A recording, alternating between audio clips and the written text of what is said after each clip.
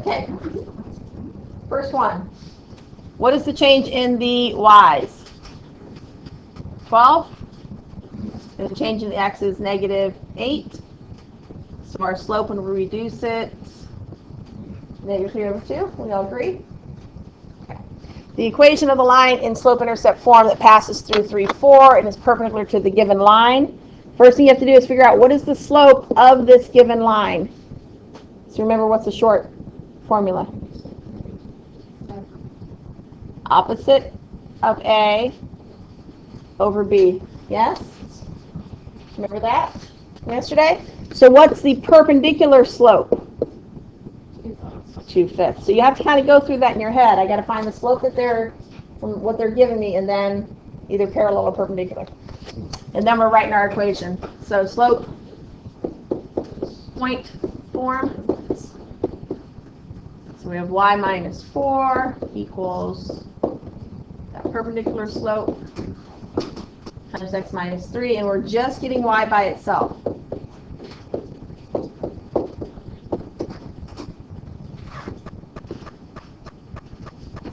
And then when we add our 4,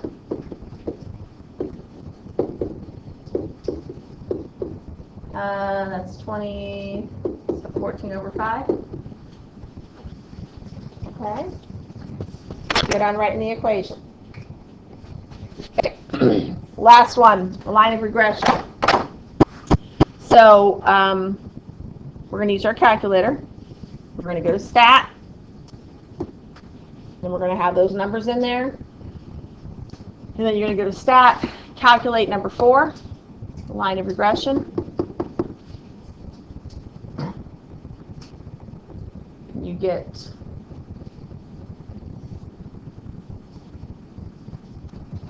-2x plus 12.4. You get on all of that from yesterday. Okay, so today we're going to do functions. Talk about functions. What is a function? What makes a function? And domains of functions. Okay? So, are you ready for the fun to begin? There you go. Functions, domain, and range. So what is the domain? It's in your words. The x values, right? And the range is the y values. Okay. What makes a function? All right. So if I'm looking, how about we have two sets of mappings here. Is this a function? No? Why do you guys think it's not a function? B and C both go to Q. B and C both go to Q. Is B your domain? Your starting is your domain and your ending is your range? All right. What about this guy? A goes to two different ones, so that's not a function? So that's the question. What's allowed and what's not allowed? Okay? So the x is not allowed to go to two different y's. So your domain cannot branch to two different range values. Okay? That's what it means when it says up here, the set D of all input values is the domains, this up here. It's a rule that assigns every element in D a unique element in R. Okay? So sometimes you're allowed to have two and sometimes you're not. When's it allowed? The x is not allowed to branch to two different ones. So this first one is actually a function. So I think of it as dating. Right? Did I talk about this already? So girls are x's because we have the XX, and the boys have that Y chromosome, so we'll make them the Y's. All right? Ladies, if you are dating more than one guy at the same time, do other girls say nice things about you? No, that's really not socially allowed, right? But guys, if you're dating more than one girl, are the guys putting you down? No, they're saying you go, dog, right? It's good. So, girls cannot date more than one guy. Guys, it's allowed. All right, so we have no problem here with this guy. All right. That's allowed. It's a double standard. So x's cannot repeat, y's all day long. All right. So looking at this mapping here, which is my domain? Remember, your domain is your input. They're your starting values, and then you're going to get the range. So which one's my domain, left or right? Left. So if I wanted to write my domain values, I'd write them in a set because they're just separate. And if I want my range values, you could even write these as coordinates if you wanted to list the separate coordinates that are listed here. And then using our little rule, is that a function, yes or no?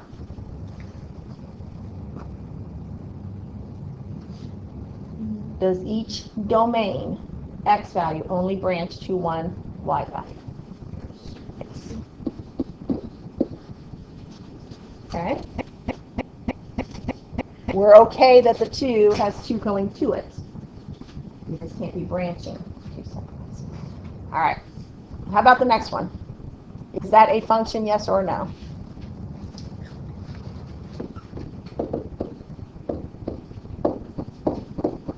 So my domain again is on the left because the arrows are going to the right.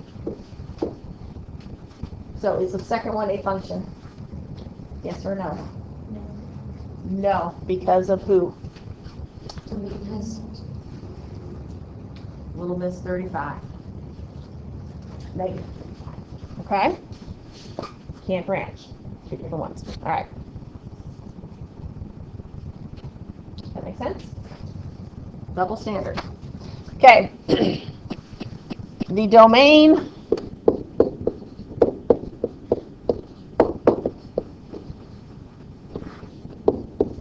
and the range, remember, are the y's. Would I use the 7 again in my set? No. Only list numbers once in a set. Do we have a function here? Yes, even with the dog 7? We're okay. All right.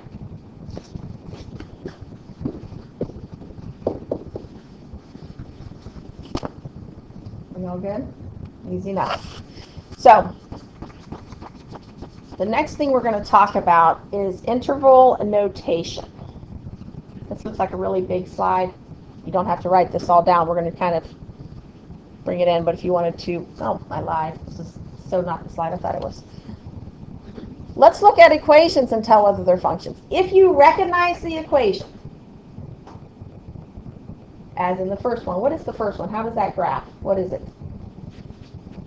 It's a, what's x minus 2y equals 5? What kind of function is it? Or what kind of graph is it? It's a function. I have to say the answer away, but it's a line, isn't it? Right? You just have an x and a y thing. So this is a line. If you're not sure, get the y by itself.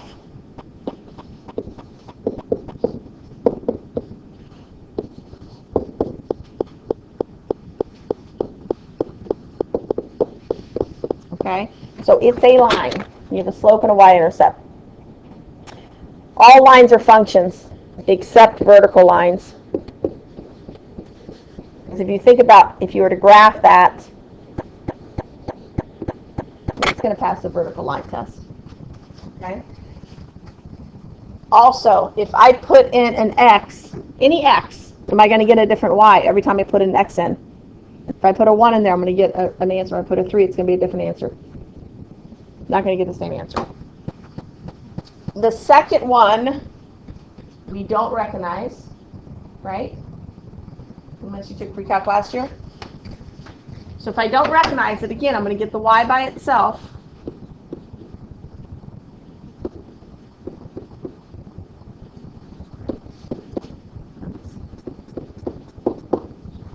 Okay. How do I get rid of that square? Square root, right? And if I do square root, I have to do plus or minus. All right, so think about it. If I put a 1 in for x, how many answers am I going to get here? 2. If I put a 1 in for x, I get the square root of 3.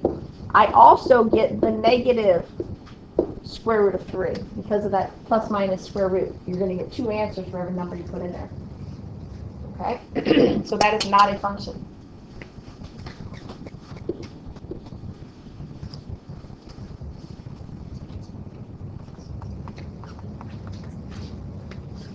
We had ones like this on your Math Excel, I do believe. Your input value is your y. Okay. Pick a number for y. 7. 7 minus 4 is 3. What's the absolute value of 3? 3. Can you think of another number that would give me the same answer? Is there another number that I could put in there besides 7 that gives me a 3? Remember, the absolute value of 3 is 3, and the absolute value of negative 3 is also 3, right? So if I put a 1 in there, I would get negative 3, right? Absolute value of negative 3 is still 3.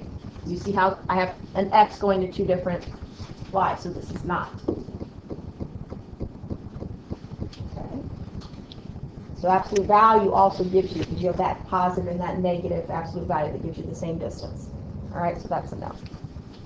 So some of those are a little tricky.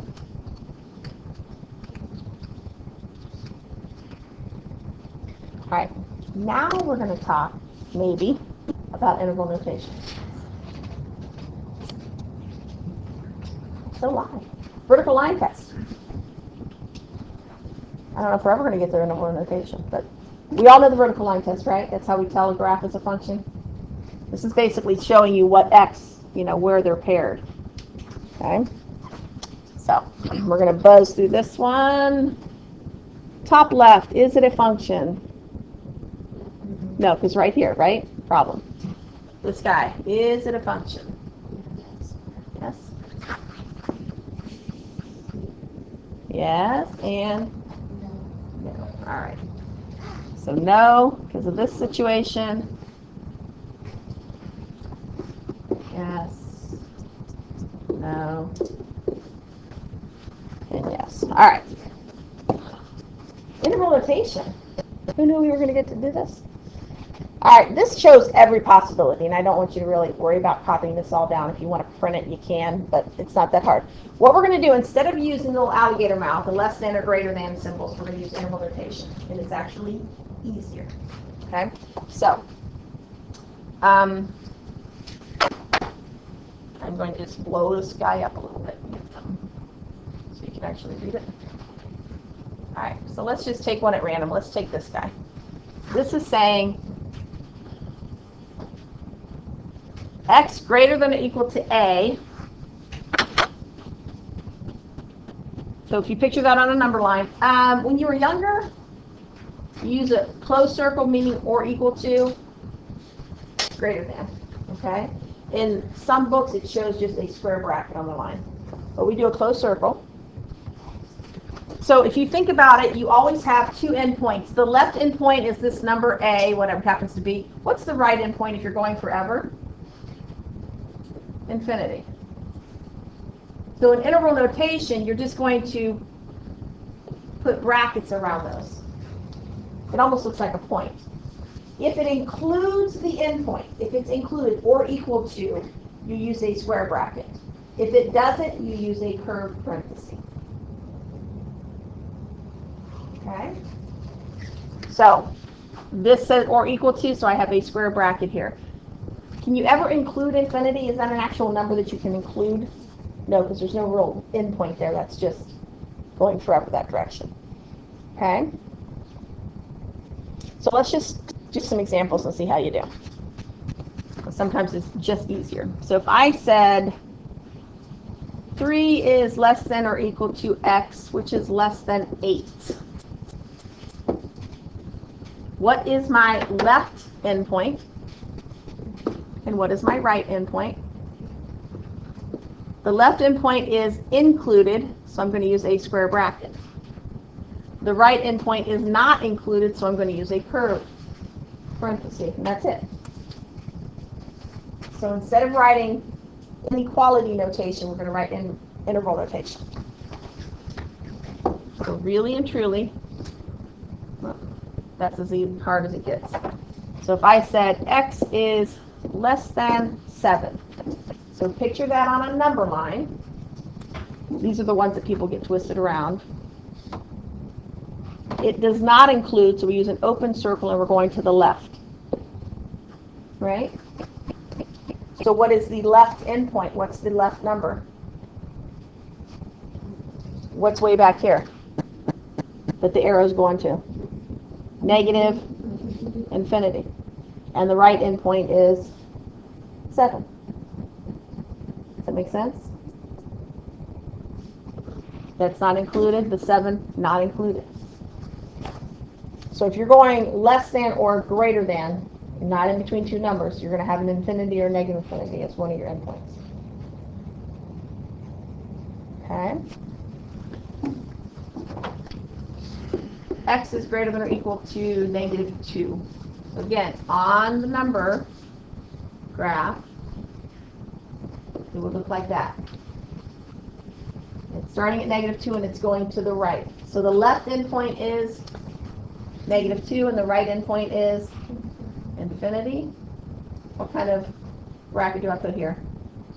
Square and a curved one at infinity. Infinity is always curved. Do you understand interval notation? Nothing crazy hard. If it includes it, it's a square. If it doesn't include it, it is a curve. One last one. One other kind of inequality I could write. What if I write x cannot equal 3? So this is a little different. So if you picture this on a number line, I'm going on either side of 3, but I'm not including 3. So we actually have 2 pieces, or 2 intervals. What's the left? Furthest left we're going to go? Negative infinity. And the furthest right on this side is going to be infinity. So do you see I have a left endpoint and a right endpoint here, and then 3 is the left now and infinity is right? So we're going to have 2 intervals. And we just put a U in between, saying the union between those 2 sets. So sometimes you have a split interval. Okay?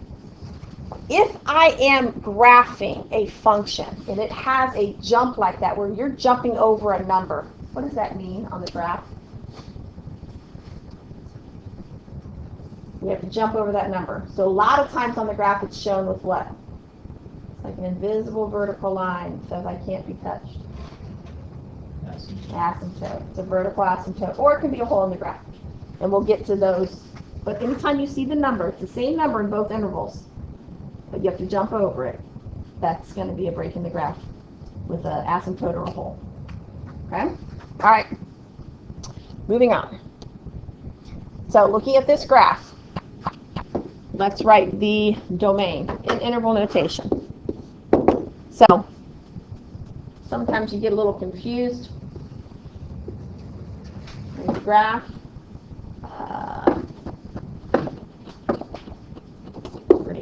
So what's the domain is left to right.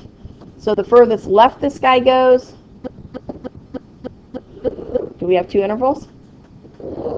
Yep. So what's the furthest left it goes? Negative 3. Is it included? Do I have a closed circle? So negative 3, and the right of that interval is 1. And then it starts again at what number? 3. The second little piece is at 3, and it goes to what?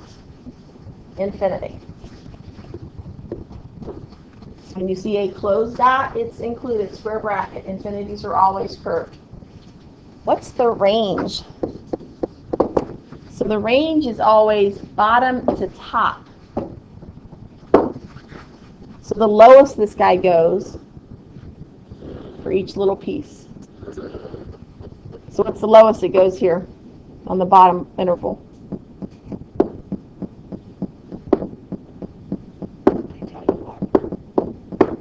guys get it. All right.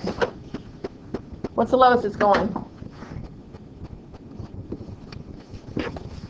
We're looking at y's. -1.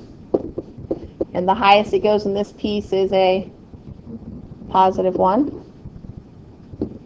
Those are both included. And then it just goes to what? 4? Yeah, that's it. It's just a number.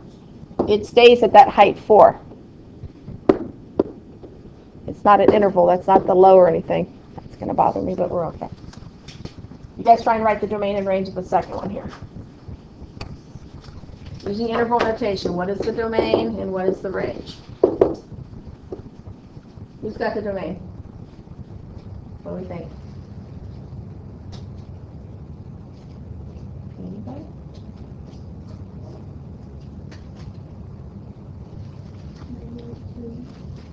-2 to 3. What kind of bracket do we have on the left? Curve, yep, and the right? Square. Then what's the range? 4. On the left, it's. There you go. Okay? Does that make sense? No? Like heck no? So again, domain is left to right. So the furthest left, those are x values, is -2. The furthest right it goes is this 3. So we're trapped in between those two. So the U on the left graph, that was because of the jump. There's two separate little pieces of that graph. And the open dot is like the normal graph. Curve. Prints. Okay? All right. It just gets deep. I personally think doing the domain is like one of the hardest things for you guys to get your head wrapped around. I truly do. Okay. We're going to do it out of equations now. So this is where. Okay. So we said the domain are what x values are going to be used. When you're looking at equations, it's easier to think what x values cannot be used. What restrictions do we have on our function? So what do you know about square roots? What's not allowed? You cannot have a negative in a radical, correct? So you're going to write that restriction. This thing under the radical has got to be a positive number. So you say x plus 3 has to be bigger than or equal to 0. Right? So we're going to write that as an inequality. Greater than or equal to 0. Square roots can be 0. We're allowed that, but we're not around no negatives. And then how do you solve that? X has got to be greater than or equal to -3. That's your domain. You're done.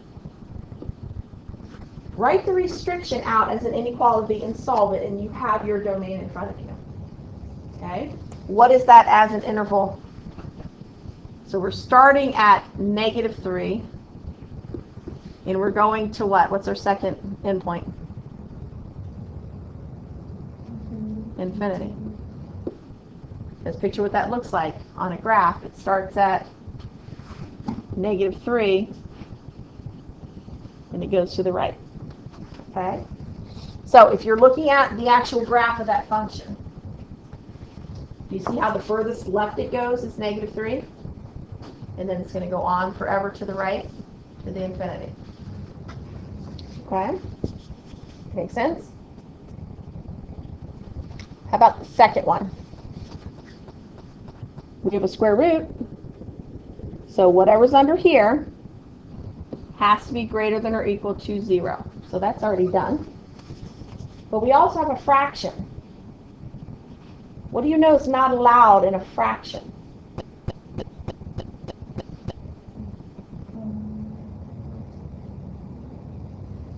Look up on the poster above the board there. What's not allowed in a fraction?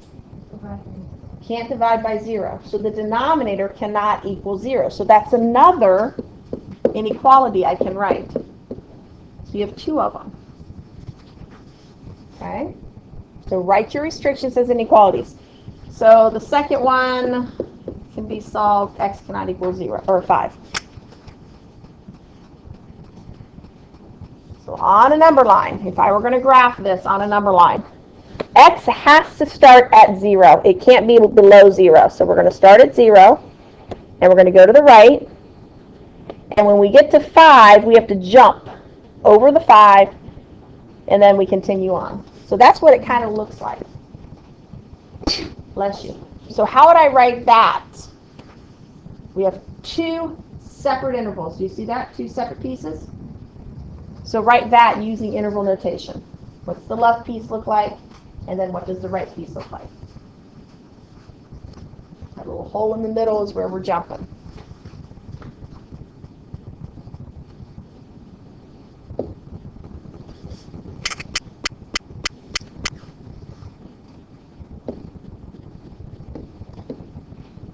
So when you have 2 pieces of your graph, that's when you're going to use the U. Okay? So our function doesn't begin until 0. It goes, something happens in the middle. So if you look at that graph, it has that asymptote in the middle. Right? But notice, it's not starting here until 0. That restriction's there. Okay? Okay, last one here. We have a square root, but do we care about it? Is there an x under it, or a variable under it? No. We have a fraction, but is there a variable in the denominator? No. So the restrictions there aren't there. We just have s squared. Well, if I took this weird fraction away, what function do we have there? It's just a quadratic. It doesn't matter that the coefficient's just wackadoodle looking. It's still just a quadratic. So if I were to graph that, I'm going to get just a problem. So there's no domain restrictions. I can square any number I want. Positive, negative, 0, decimals, irrational, doesn't matter. You can always square a number. So your domain there is all reals. Okay, so if there's no restriction, it's all reals. The ones you have to think about are radicals and fractions. Those are the only 2 restrictions at this point that you have to worry about. There's more. When we get to logs and things like that, you'll have other restrictions. But those are the only 2 domain restrictions you have to concern yourself with. Okay? We're going to do one more example. Just because.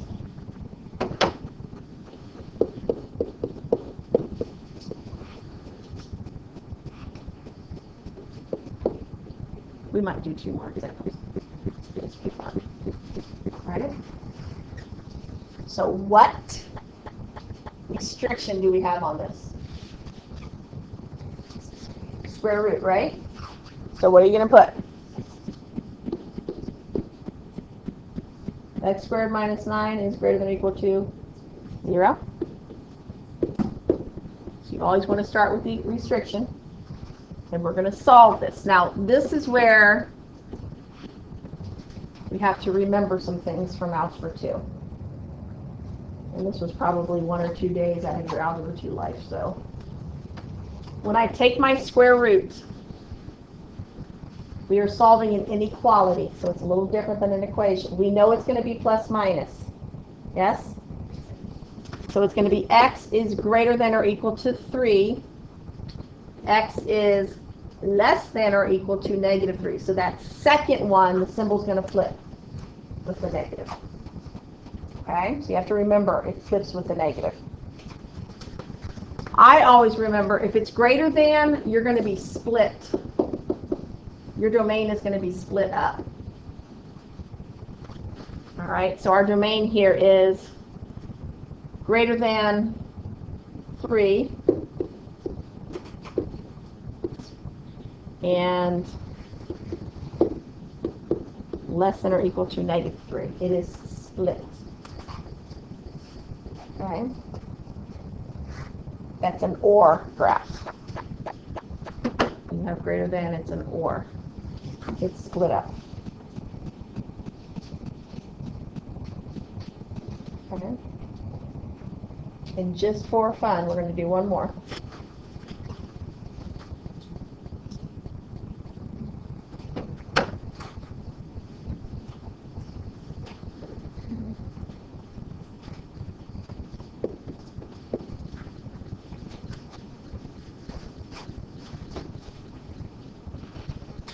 Okay, you guys try it. See if you can get it done.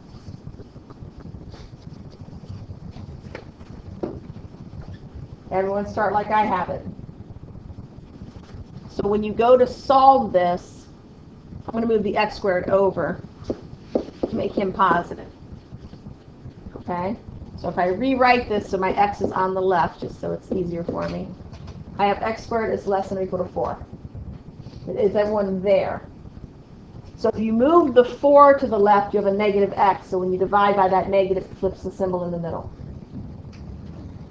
So now when I take my square root, I get x is less than or equal to 2, and x is greater than or equal to negative 2. If you have a less than, you are between the two numbers.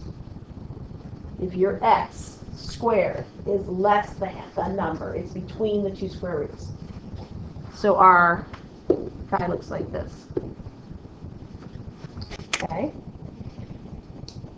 Check your domain. So if I try to put a number bigger than 2, if I try 5 in here, it's not going to work. It's going to give me a negative underneath.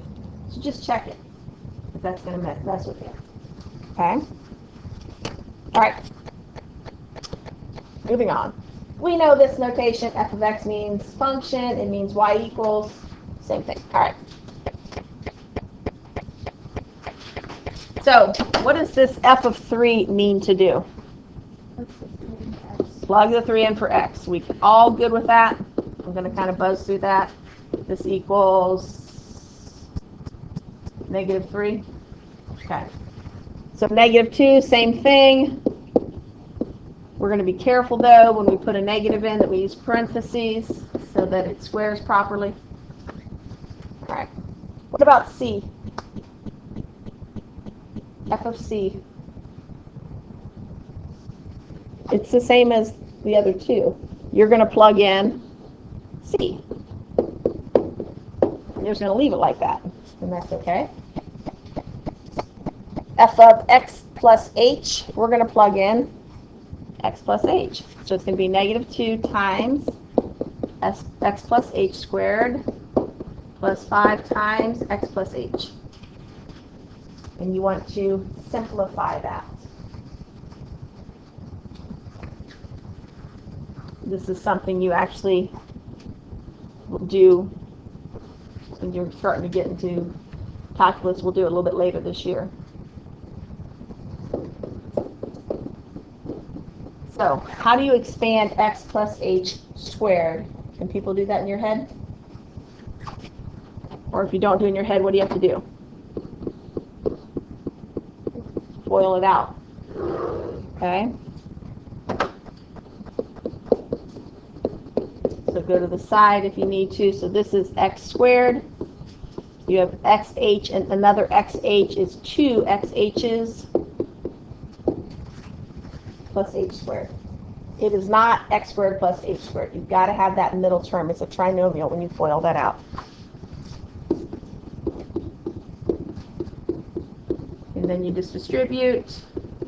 And if you have like terms, combine them. If you don't, which in this case we don't, just leave it that long form. Okay? Easy enough? We have one more slide.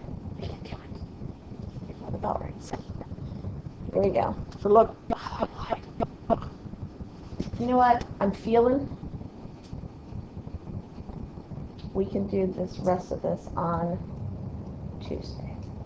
Okay? Okay, to determine if a point is on the graph, remember f of x means y. So we're going to plug the 7 in for the y, and we're going to plug the 2 in for the x. And you're just seeing, does the left equal the right? And in this case it does. So yes, it's on the graph. Find all values of x so that x negative 8 is on the graph. So we're going to put negative 8 again in for f of x. And this is a quadratic, so everything needs to go to one side to solve it. I can solve this quickly by factoring. And I get -3, and -1 is my answers. The y-intercept is always the c value if it's in standard form like we was given. So we're going to say the y-intercept is -5. The x-intercepts, we are going to factor the function. And again, this is a quick factoring one. If I can't factor it, I can always do quadratic formula. So our intercepts are -5 and 1. Last question is a graph. Your domain is left to right. You have arrows indicating that this continues to the left and continues to the right. So the domain is -infinity to infinity. The lowest this goes, again, is -infinity. The highest it goes is, looks like 6. The x-intercepts is where it's crossing the x-axis. That's -8 and 6. The y-intercept is at 5. F of 3, you go to 3 on the x-axis, and you go up, and where does it hit? The graph. What's the height of the function at 3? What's the height of the function? 1, 2, 3, 4, 5, 6, 7. At -7, it's at 3. G says solve f of x equals 6. So they are giving you a y value of 6, and they're wanting you to find the x value. So when y is 6, the x is -2. The last one, when the y is 1, the x is a few different things. So we have the furthest left, it looks like negative. We're rounding at 7.8, -4, and 4.7. So those are some estimates, okay? And that completes the lesson.